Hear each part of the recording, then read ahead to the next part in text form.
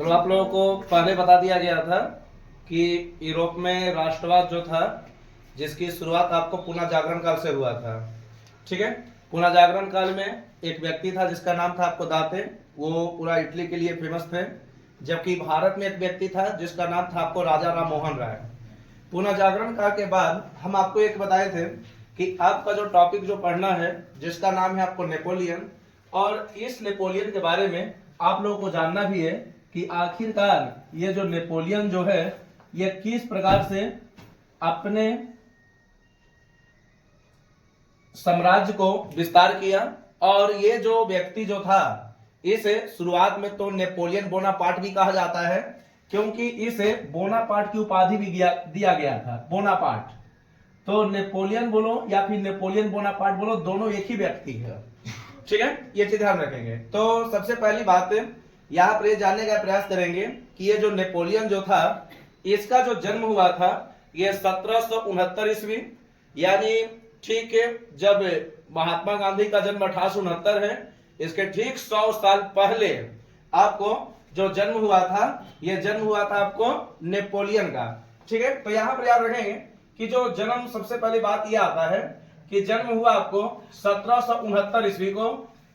देश का नाम याद रखेंगे, उस देश का नाम था आपको फ्रांस। अब जब ये शुरू में जब इसका जन्म हुआ 1769 ईस्वी को, तो वो समय ये नहीं सोचता था कि हम पूरे दुनिया भर में राज करने का प्रयास करेंगे। वो समय सोचता ही नहीं था। जैसे कहने का मतलब, खुद लोग सोचो ना कि मान लेते हैं कि कोई व्यक्ति जन्म लिया, तो ऐसा थोड़ी है कि शुरू से सोचेगा कि बाद में हम आएंगे तो लूसेंट याद कर लेंगे, बाद में हम आएंगे तो हम आईएएस ऑफिसर बन जाएंगे। जन्म लिया तो ऐसा नहीं है कि तुरंत उसके पास सोच ही आ गया। ठीक है, जन्म लिया, उसे हल्का सा समय लगेगा बढ़ने में, उसको समय लगेगा समझने में। ठीक है, तो सब कुछ अब उसको समय लगेगा। तो नेपोलियन जब जन्म लिया था फ्रांस में, तो शुरुआत में उतना ज्यादा ये फेमस नहीं था, लेकिन इसके पिता को नाम याद रखेंगे। पिता का नाम था आपको Carlo Bonaparte. Carlo Bonaparte, Carlo Bonaparte. अब कार्लो बोनापार्ट, जिसमें इसी का बेटा का नाम हो गया आपको नेपोलियन बोनापार्ट या फिर नेपोलियन। ठीक है, तो अब यहां पर समझने का प्रयास करेंगे कि अब ये जो नेपोलियन जो था, धीरे धीरे जैसे जैसे समय बीतते गया, धीरे धीरे जैसे जैसे समय बीतते गया, इसने समय का ज्यादा दुरुपयोग नहीं करते हुए इसने पहली बार इटली पर हमला कर दिया। ध्यान रखना कि ये जो नेपोलियन जो था, ये शुरू से ही चाहता था कि फ्रांस को मजबूत बनाना, फ्रांस तथा विश्व विजेता के रूप में यह जाना जाता था। यह सोचता था कि पूरे फ्रांस पर और पूरे विश्व में केवल एक ही व्यक्ति का राज चलेगा। उस व्यक्ति का नाम था आपको नेपोलियन। ठीक है, उस व्यक्ति का जो नाम था, जिसका नाम था आपको नेपोलियन। तो अब जो नेपोलियन जो था उस समय चाहता था कि धीरे धीरे करके संपूर्ण विश्व पर मेरा ही राज हो। इसलिए यह शुरुआत में तो आपको फ्रांस का शासक बना। ध्यान रखेंगे कि शासक बनने के लिए एक ईस्वी याद रखना। उस ईस्वी का नाम है ईस्वी 1804 ईस्वी को ये फ्रांस का सम्राट बना। ठीक है, फ्रांस का सम्राट बनने के लिए इसे हल्का सा समय लगा। 69 में जन्म हुआ, 1769 में जन्म हुआ, जबकि 1804 ईस्वी को यह फ्रांस का शासक बन गया। ठीक है, अब इसके सोच को चलेंगे कि आखिरकार ये सोचता क्या था। तो सबसे पहली बात अब ये बताए थे कि इसकी मंशा ये था, ये सोचता ये था कि दुनिया पर राज करना। ठीक है, जैसे आप खुद सोचो ना, जैसे मान लेते हैं कि कोई शुरुआत में जन्म लिया, तो ऐसा नहीं कि तुरंत उसके पास नॉलेज आ गया। वो संगति का भी असर होता है। अगर आप जिस परिवेश में रहते हैं, उसी परिवेश से कुछ न कुछ आप लोग भी सीख जाएंगे। ठीक है, अगर आप गलत लोगों के साथ रहेंगे तो गलत सीखेंगे, अगर आप अच्छे लोगों के साथ रहेंगे अच्छा सीखेंगे, अगर आप हारने वाली टीम के साथ रहेंगे तो हार भले ही जाएंगे, लेकिन हारते हारते कब जीत जाए ये भी नहीं पता। ठीक है, तो सबसे पहली बात इसे ये समझने का प्रयास करें कि ये जो नेपोलियन जो था, ये शुरुआत में ही फ्रांस और विश्व के लिए जीता जागता एक सबूत था, और ये चाहता था कि पूरे दुनिया पर मेरा ही राज हो। ये इसका केवल एक ही उद्देश्य था दुनिया पर राज करना, दुनिया पर राज करना। ठीक है, अब राज करने के लिए क्या करना होगा? तो अब ये नेपोलियन बहुत सारे देशों को लूटने का प्रयास करेगा, आक्रमण करेगा। ठीक है, आराम आराम से समझे क्या हुआ और बाद में किस प्रकार से नेपोलियन की आपको मृत्यु हुआ, ये भी आपको जानना जरूरी है। अब यहां पर ये समझेंगे कि दुनिया पर राज करने के लिए इसने सबसे पहले फ्रांसीसी क्रांति के ठीक 7 साल के बाद, अब फ्रांसीसी क्रांति कब हुआ था तो हम पिछले बार आपको बताए थे 1789 ईस्वी को फ्रांस में फ्रांसीसी क्रांति हुआ था। ठीक है, तो अब यहां पर ध्यान रखेंगे कि फ्रांसीसी क्रांति के ठीक 7 साल के बाद 1700, अगर 1789 में अगर 7 जोड़ते हैं तो आपको आएगा 1796 ईस्वी। 1796 ईस्वी 1796 ईस्वी को ये पहली बार इटली पर आक्रमण किया। इटली पर आक्रमण, ये पहला आक्रमण था और सक्सेस आक्रमण था। सक्सेस का मतलब हो गया सफल आक्रमण। ठीक है, ये चीज अब कहने का मतलब ये है कि अब ये जो व्यक्ति जो था जिसका नाम था आपको नेपोलियन, नेपोलियन चाहता था कि पूरे दुनिया पर राज करना। ठीक है, फ्रांस का मंशा था। अगर कभी कभी फ्रांस भी शब्द आ रहा है या फिर नेपोलियन शब्द आ रहा है तो दोनों का मतलब यहां पर सेम ही रखना। ठीक है, तो फ्रांस चाहता था उस समय कि पूरे दुनिया पर हमको कब्जा हो, पूरे दुनिया पर हम राज करें। ठीक है, फ्रांस के शासक था जिसका नाम था आपको नेपोलियन। नेपोलियन चाहता था कि पूरे दुनिया पर मेरा राज हो, इसलिए उसने सबसे पहला अपना शिकार एक देश को बनाया। उस देश का नाम था आपको इटली। ठीक है, उस देश का नाम था जिसका नाम था आपको इटली, और इटली पर उसने आक्रमण किया और इटली पर उसका पहला आक्रमण था। ठीक है, यह पहला आक्रमण, और कैसा आक्रमण था तो पूरी तरह से आपको सफल था। सफल का मतलब ये हो गया कि जब यह आक्रमण किया तो इसका भले ही आपको विरोध किया हो, लोग विरोध करेगा। ठीक है, जैसे कहने का अर्थ यह है कि मान लेते हैं कि किसी भी जब कोई देश दूसरे देश पर आक्रमण करता है तो वहां के लोग आपको विरोध करता ही है। ठीक है, तो उसी विरोध को दबाने में ये सफल रह गया। तो ऐसा नहीं है कि अगर मान लेते हैं कि इटली पर आक्रमण किया होगा तो इटली के कुछ व्यक्ति भी हमला किया होगा, लेकिन उस स्थिति में इटली हारा, नेपोलियन जीता, इसलिए इटली पर राज चालू कर दिया जिसका नाम था आपको नेपोलियन। नेपोलियन एक ऐसा व्यक्ति जो चाहता था कि पूरे विश्व में और साथ ही साथ इटली पर मेरा ही राज हो। तो इटली पर राज करने के लिए, ठीक है, इसने पहला आक्रमण किया 1796 ईस्वी को, और यह जो आक्रमण था यह पूरी तरह से सफल था। अब आप खुद सोचो ना, जैसे मान लेते हैं कि जब आप कोई भी काम कर रहे हैं और मान लेते हैं कि काम अच्छा से गया तो आपको लगता है कि नहीं दोबारा फिर से हम वही काम करेंगे। ठीक है, दोबारा फिर से वही काम करेंगे। जैसे मान लेते हैं कि अगर कोई व्यक्ति पहली बार साइकिल चला लिया, चाहे नीचे से चलाए या सीट पर बैठ के चलाए। ठीक है, जब वो चलाएगा 1 बार, 2 बार, 4 बार, 10 बार, 20 बार, तो अब उसका सपना होगा कुछ बड़ा करने के लिए। ठीक है, अब सोचा कि मोटरसाइकिल चलाएंगे नहीं बाइक चलाएंगे। बाइक चलाएगा 10 बार चलाया, 20 बार चलाया, 30 बार चलाया, उसका भी सोच होगा कि नहीं अब और बड़ा करेंगे। टेम्पो नहीं चलाएगा लेकिन कार चलाने का जरूर प्रयास करेगा। ठीक है, कहने का मतलब यह है कि हर एक व्यक्ति कुछ ना कुछ सपना जो है ना बड़ा रखता है। ठीक है, हमेशा कुछ ना कुछ सोचेगा कि नहीं मेरा सपना जो है ना पहले से बड़ा होना चाहिए। इसलिए इटली पर जैसा ही आक्रमण किया 1796 ईस्वी को, ठीक है 1796 ईस्वी को, तो इस समय इसका सपना यह था कि इटली को कई भाग में बांटना, कई भाग में इसको बांट दिया। ठीक है, कई भाग में इसको क्या किया तो बांट दिया गया। कई भाग का मतलब अभी यहां पर जानो, जैसे मान लेते हैं कि आपको ये एक इटली है, ये इटली है, अब इटली के ही कई आपको टुकड़ा ये कर दिया गया। मान लेते हैं कि पुरानी इटली ये पुराना है, जबकि इसको टुकड़ा करके ये इस प्रकार से कर दिया गया, ये हो गया आपको नया इटली। यानी एक प्रकार देखा जाए तो इसने पुराना जो था, पुराने एक इटली को कई रूप में ये बांट दिया। ये हो गया आपको पुराना, जबकि ये जो इटली जो दिख रहा है ये आपको नया आपको दिख रहा है। यानी कहने का मतलब है कि इसका जो मंशा था कि इटली के कई भागों को बांट देना।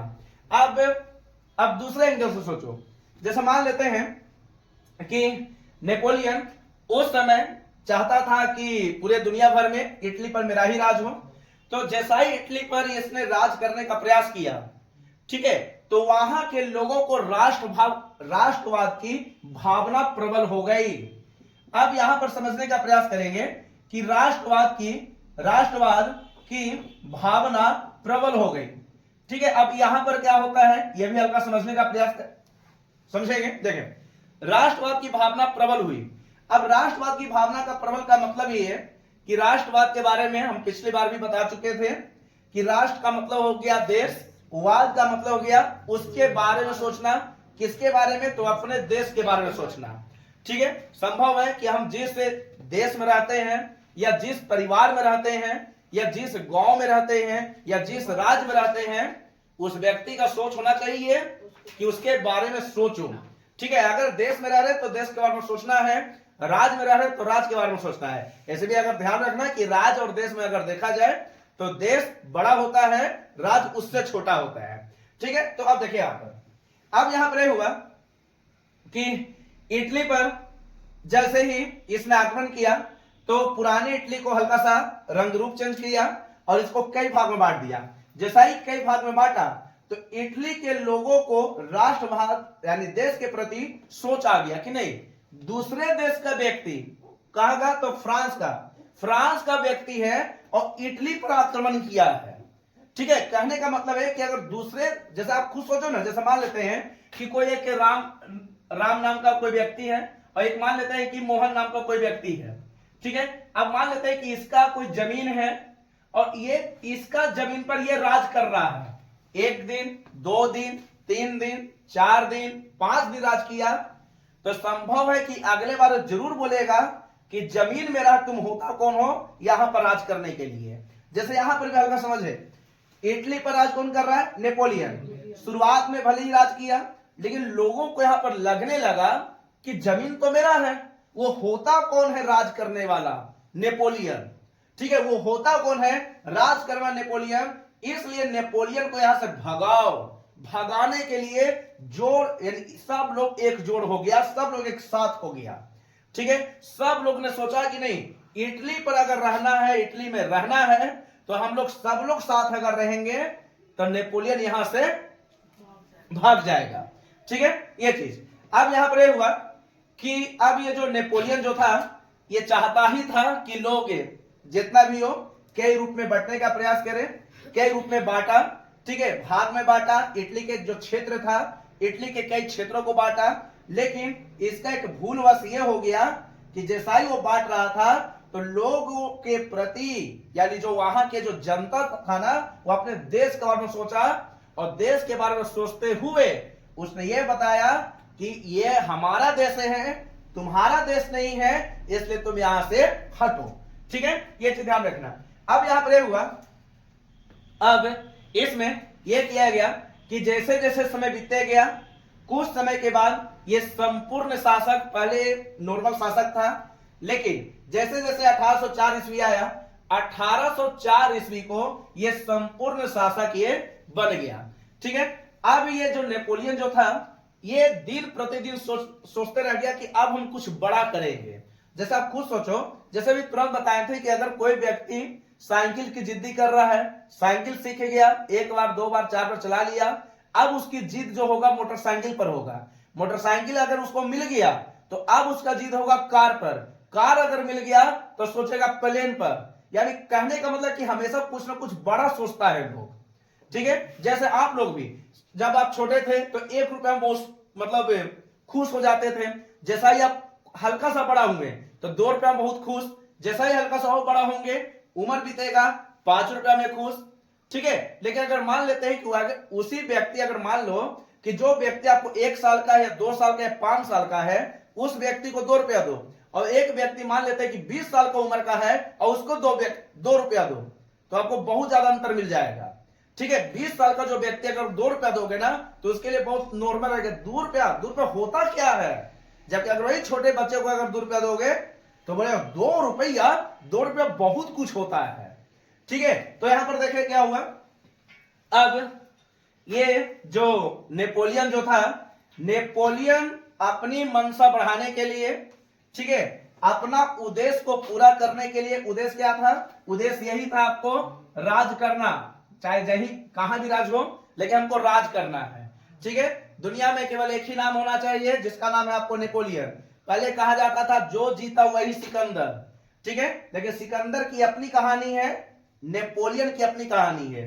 वैसे भी ध्यान रखना कि प्रत्येक व्यक्ति की अपनी अपनी कहानी होती है, ठीक है। अगर आप मेरी देखोगे तो मेरी कहानी कुछ और होगी, आप लोग की कहानी कुछ और है, नेपोलियन की कहानी कुछ और है, ठीक है, और सिकंदर की कहानी कुछ और है। लेकिन हमारा जो यहां पर जो टॉपिक है उस टॉपिक का नाम नेपोलियन है, ठीक है। तो अब देखिए क्या हुआ। अब जैसा ही इटली पर आक्रमण किया, तो इटली पर आक्रमण करने के बाद यहां पर लोगों ने अपने देश के बारे में सोचा, ठीक है। और संभव है कि क्यों नहीं सोचेगा, जरूर सोचेगा। अगर कोई व्यक्ति आपके जमीन को छीन ले तो ऐसा नहीं कि आप नहीं बोलोगे, जरूर बोलोगे, ठीक है। कोई व्यक्ति आपके घर में जबरदस्ती रहने के लिए आ जाए, जैसे अभी मान लेते हैं कि एग्जाम्पल ही बताए थे कि एक राम का घर है या कोई राम व्यक्ति है, मोहन के घर में 1 दिन 2 दिन 4 दिन 5 दिन 10 दिन 1 साल 2 साल, फिर बोल रहा है कि हमेशा रहेंगे जिंदगी भर। तो क्या आपको क्या लगता है, खुद सोचो, मोहन तो उसको भगा देगा। अब मान लेते हैं कि राम बोले कि नहीं भागे, तो क्या करेंगे? तो हो सकता है कि फैटाफैटी भी हो जाए, लड़ाई भी हो जाए। तो इसी प्रकार से देखें, नेपोलियन जो था इटली पर राज किया। नेपोलियन का उद्देश्य था कि संपूर्ण पर हमारा ही राज हो, चाहे जर्मनी हो, इटली हो, दुनिया हो, ठीक है, सब पर मेरा ही राज होना चाहिए। इसीलिए इसने इटली पर आक्रमण के बाद इसने राष्ट्रवाद की भावना लोगों में जगाने का प्रयास किया, पुनः जागरण के बारे में लोगों को प्रयास किया, ठीक है। और इस प्रकार माना जाता है कि नेपोलियन जो था ये पुनः जागरण का अग्रदूत उस समय कहा जाता था, क्योंकि पुनः जागरण को लाने में इसका भी एक अहम रोल दिया जाता है, ठीक है। यहां पर सबसे पहले इसको जानेंगे कि जैसा ही राष्ट्रवाद की भावना प्रबल हुई, अब ये जो नेपोलियन का उद्देश्य ये था कि हम बहुत बड़ा चीज करेंगे। बड़ा का मतलब यार ये तो छोटा देश है, अब हम बड़ा देश पर आक्रमण करेंगे, ठीक है। बहुत बड़े बड़े देश पर ये आक्रमण करने का प्रयास किया, लेकिन एक भूल किया। भूल याद रखना, भूल ये था कि चाहता था कि दुनिया में मेरा राज हो, लेकिन इसका पतन होने लगा। इसने यानी जो नेपोलियन जो था इसका एक भूल वश ये हुआ, नेपोलियन का भूल, नेपोलियन ने एक देश पर आक्रमण किया। उस देश का नाम था आपको, नेपोलियन का आक्रमण, उस देश का नाम था आपको रूस। रूस, ध्यान रखेंगे कि उस समय का रूस जो था ये सर्वशक्ति था, यानी बहुत ज्यादा इसके पास शक्ति माना जाता है। और उस समय ये सोवियत संघ के नाम से भी जाना जाता था, लेकिन आज सोवियत संघ आपको बटा हुआ देश है। तो यहां पर याद रखेंगे, ऐसे सोवियत संघ के बारे में हल्का जान लें कि सोवियत संघ का जो निर्माण जो हुआ है ये आपको 1918 ईस्वी को हुआ है, ठीक है। सोवियत संघ आपको बाद में आपको पढ़ा दिया जाएगा सोवियत संघ के बारे में, लेकिन पहले इसको जान ले। देखें, नेपोलियन का आक्रमण कहां हुआ? तो रूस पर, लेकिन यह भूलवश से हुआ, ठीक है। यह सबसे बड़ी भूल था इसकी लाइफ में, सबसे बड़ी भूल। जैसे नहीं होता है कि मान लेते हैं कि कोई व्यक्ति यहां तक पढ़ा, ठीक है, और सबसे बड़ी भूल हर एक व्यक्ति का कुछ ना कुछ होता है। कोई व्यक्ति बहुत बड़ी भूल करता है, ठीक है, कोई व्यक्ति चोरी कर लिया, भूल हो गया, कोई व्यक्ति किसी को मार दिया, बाद में अफसोस करेगा कि भूलवश मार दिए, नहीं होता है, होता है। तो यहां पर याद रखेंगे कि ये जो नेपोलियन जो था, नेपोलियन का जो आक्रमण हुआ वो रूस पर हुआ, लेकिन रूस शक्तिशाली राष्ट्र था, ठीक है, शक्तिशाली देश है। तो अब जो नेपोलियन जो था ना, इसने आक्रमण जैसा ही किया तो रूस भी इस पर आक्रमण कर दिया, ठीक है। रूस भी आक्रमण, नेपोलियन भी आक्रमण। इसका मतलब यहां पर याद रखेंगे दोनों के बीच में एक युद्ध हुआ। इस युद्ध का नाम था आपको वाटरलू का युद्ध। इस युद्ध का नाम था, जिसका नाम था आपको वाटरलू का युद्ध, वाटरलू का युद्ध, ठीक है। इसका नाम था, जिसका नाम था आपको वाटरलू का युद्ध। ध्यान रखेंगे यहां पर, देखें यहां पर ये समझेंगे कि नेपोलियन का जो आक्रमण हुआ रूस पर हुआ, लेकिन सबसे बड़ी भूल इसको माना जाता है। ये सब सवाल बनता है कि नेपोलियन हारने का मेन कारण क्या था? तो रूस पर आक्रमण करना। अगर ये रूस पर आक्रमण नहीं करता तो शायद ये हारता नहीं, लेकिन दोनों के बीच में एक युद्ध हुआ। उस युद्ध का नाम था आपको वाटरलू का युद्ध। वाटरलू का युद्ध जो हुआ था, ये हुआ था आपको 1815 ईस्वी को। देश का नाम याद रखेंगे, एक तरफ था आपको जिसका नाम था आपको फ्रांस, और एक तरफ याद रखेंगे उस देश का नाम था आपको जिसका नाम था आपको रूस। रूस। देखें अब यहां पर ये जो नेपोलियन जो था, समय बीतने के साथ साथ वाटरलू का युद्ध 1815 ईस्वी को हुआ। अब इस वाटरलू के युद्ध में एक तरफ आपको देश था जिसका नाम था आपको फ्रांस, फ्रांस का मतलब नेपोलियन इस समय की स्थिति में, और एक तरफ था रूस। रूस को समर्थन देने में कुछ देश आया। इधर एक और देश था जिसका नाम था आपको इंग्लैंड, इधर एक और देश था जिसका नाम था आपको ऑस्ट्रिया। ऑस्ट्रिया यानी इधर कुछ और देश थे, ठीक है, लेकिन मुख्य रूप से जो उस समय का शक्तिशाली राष्ट्र था, रूस था, इंग्लैंड था और ऑस्ट्रिया था। अच्छा अब आप खुद सोचो, जैसे मान लेते हैं कि एक तरफ आपको 3 व्यक्ति और एक तरफ 1 व्यक्ति, तो संभावना बनता है कि 1 व्यक्ति हार जाएगा और 3 व्यक्ति जीत जाएगा। ठीक है, जैसे कहने का मतलब यह है कि एक तरफ आपको 3 पर्सन है, एक तरफ आपको राम भी है, मोहन भी है, श्याम भी है, और एक तरफ मान लेते हैं कि कोई आपको मान लो ना कि कृष्णा है, तो कंफर्म है कि ये व्यक्ति आपको हार जाएगा। एक तरफ 3 व्यक्ति, एक तरफ 1 व्यक्ति, संभव की हार आपको इसकी होगी, जीत किसकी होगी तो इसकी हो जाएगी। तो बात यहां पर भी वही हुआ। क्या हुआ? तो यहां पर फ्रांस हार गया। फ्रांस का हारने का मतलब नेपोलियन की हार हो गया। नेपोलियन की हार किस युद्ध में? तो वाटरलू के युद्ध में। ये सवाल आपको बनता है, नेपोलियन की जो हार हुआ था ये आपको वाटरलू के युद्ध में हुआ था 1815 ईस्वी को। 1815। तो 1815 ईस्वी को वाटरलू के युद्ध में एक जो सपना देखता था कि दुनिया पर मेरा राज हो, वह एक देश से हार गया। एक देश तो ऐसे नहीं है, लेकिन मुख्य रूप से आपको रूस उसमें था, ठीक है, लेकिन रूस का साथ आपको इंग्लैंड ने भी दिया और रूस का साथ आपको ऑस्ट्रिया ने भी दिया।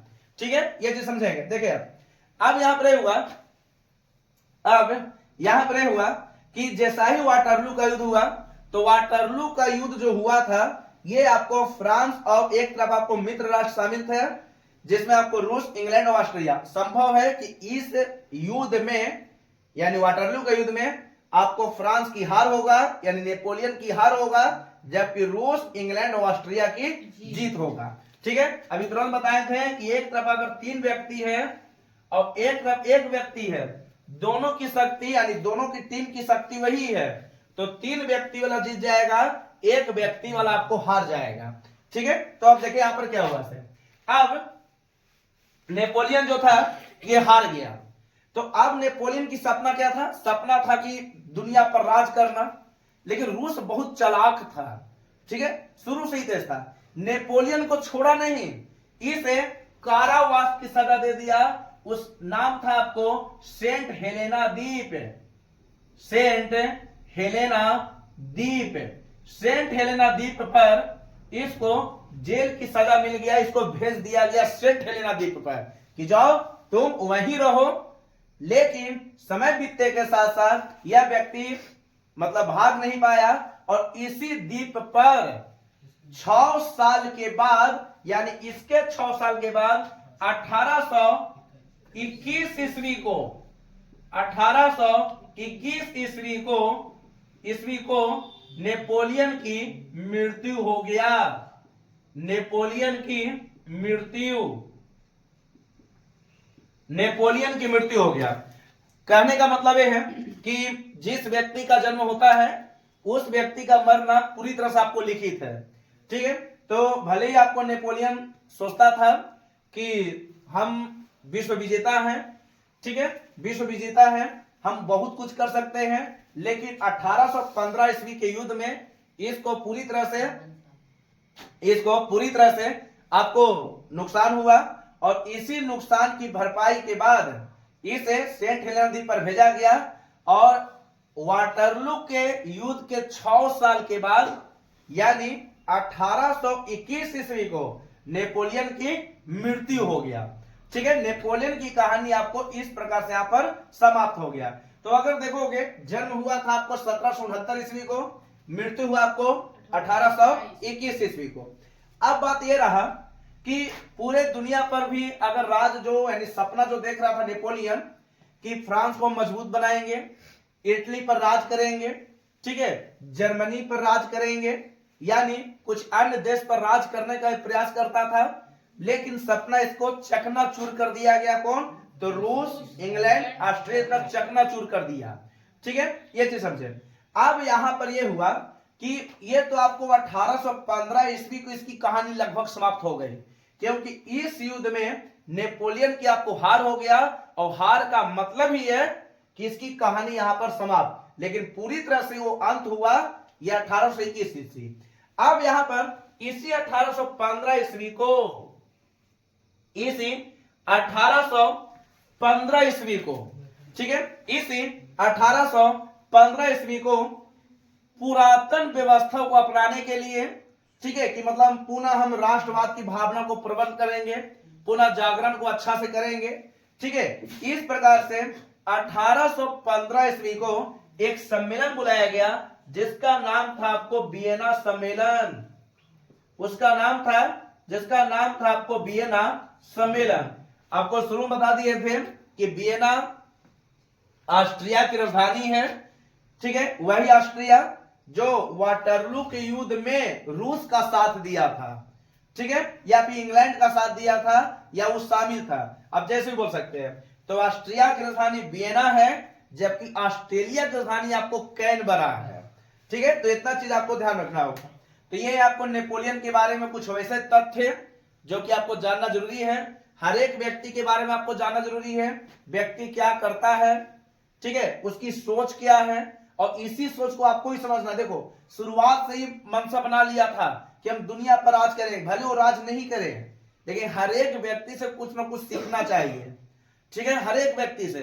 ऐसा नहीं है कि केवल पढ़ाई पढ़ाई पढ़ाई, आपको सब कुछ करना अगर कुछ पाना है तो, और कुछ पाना है तो कुछ खोना भी होगा, यह भी आपको समझना पड़ेगा।